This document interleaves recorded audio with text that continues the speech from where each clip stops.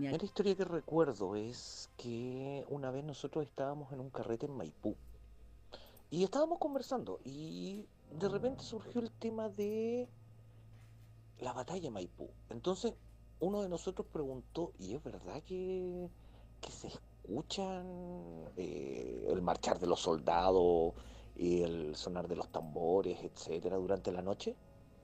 Y la dueña de casa contestó, sí, a veces se escucha. Y de hecho nos contó que en la casa de ella, donde estábamos nosotros ahí en Maipú, penaban, que siempre veía una sombra negra en el patio o siempre en la puerta de la pieza de la hija. Entonces, uno de los asistentes era evangélico. Entonces, siempre andaba con su Biblia en la mochila. Entonces, él lo que hace es abrir la Biblia y empezar a leer el Salmo.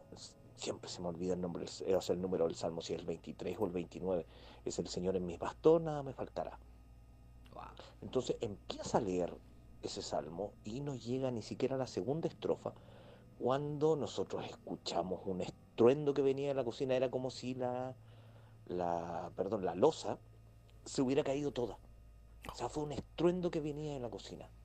Y obviamente nosotros fuimos a ver, nosotros revisamos la loza, revisamos los vasos, revisamos todo lo que haya podido quebrarse y no pudimos encontrar qué fue lo que se cayó y qué fue lo que se quebró.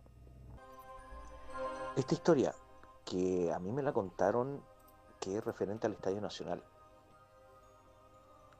Un guardia me contó que durante su turno de noche él estaba mirando las cámaras de seguridad en lo que es el centro acuático, donde está la piscina. Entonces ellos por cámara vieron a una mujer subirse a la plataforma de clavados de la piscina, subirse hasta lo más alto de la plataforma de clavados y tirarse a la piscina. Todo esto quedó registrado en cámara. Obviamente los guardias fueron al lugar, revisaron el lugar y no encontraron absolutamente a nadie. Y todo eso quedó registrado en cámara.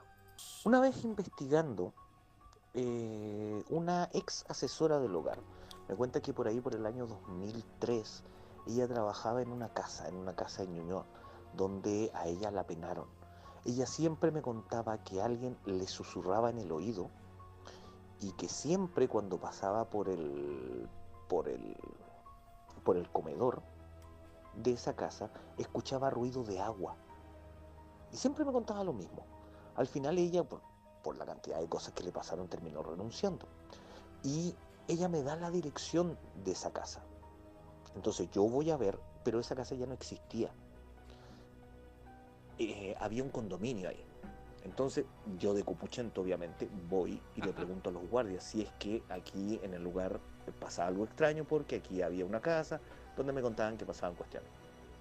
Entonces los guardias me dicen, sí, aquí pasan cosas. Y me llevan Uh, hacia el estacionamiento en superficie. Y la guardia del condominio me dice que escucha ruidos de agua y ve sombras durante sus rondas. Y mientras estábamos conversando, yo o algo o alguien me susurra al oído y me dice, sí. Yo me doy vuelta y obviamente no había nadie, estaba yo solamente con la guardia, entonces me doy vuelta hacia el otro lado donde estaba la guardia y le digo, ¿y le susurran al oído?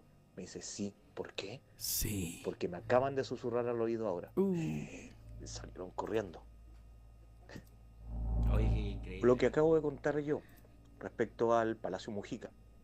Para hacer el resumen ejecutivo, el Palacio Mujica era el que estaba en la esquina de Bustamante con Avenida Grecia. Exacto. Un clásico.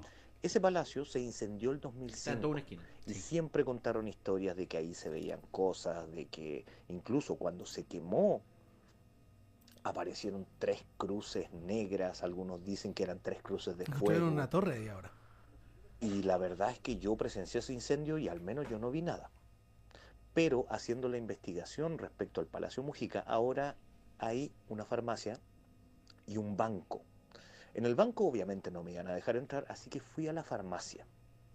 Como tenía que comprar medicamentos, aproveché el pánico. Entré a la farmacia, en el lugar donde estaba emplazado el Palacio Sí, Mujica. ahora está Tomé mi una... número Ahí y la esperé y farmacia. iba a preguntarle a los dependientes. Y en ese momento, mientras estaba esperando, me empecé a sentir mal, mal físicamente. Es como si alguien se me hubiera subido a los hombros y me estuviera tirando para abajo. Me empecé a marear, me empezó a faltar el aire. Llegó y habían más o menos unas 10, 15 personas adentro, entre los dependientes y los mismos clientes que estaban esperando. Entonces llegó mi turno, yo no pregunté absolutamente nada, pedí los medicamentos, pagué y me fui. Y cuando voy saliendo, ahí me empiezo a sentir mucho mejor. Me tuve que ir caminando desde la casa para tratar de sentirme mejor.